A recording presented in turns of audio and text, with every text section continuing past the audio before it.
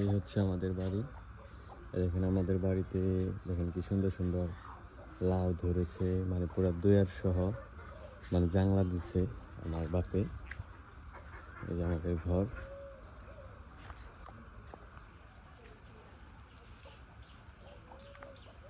মানে লাউ কি পুরো দুয়ারে। আমাদের আমাদের বাড়িতে কিন্তু আম গাছ আছে, যে আমাদের আম গাছ, এই যে আমাদের আম গাছ, মানে অপরন্ত অপরন্ত গাছ গোছালি আছে আমাদের বাড়িতে। এদিন আবার সিমও আছে। সিম, হ্যাঁ সিমই তো, এটাকে সিম বলে। কিন্তু পুরো দুয়ারে যে লাউ গাছ, এই জিনিসটা কিন্তু খুব ভালো লাগছে, জাংলা দিয়ে ভরা, একটু সেহা আছে।